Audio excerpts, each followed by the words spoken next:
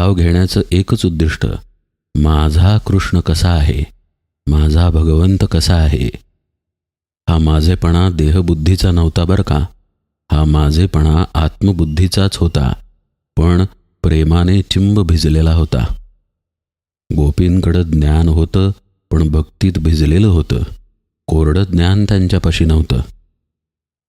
अक्रूरानं भगवंतांची खुशाली कळवली, पण ती ऐकत असताना सुद्धा काही गोपी वेगवेगळ्या भावावस्थेत होत्या.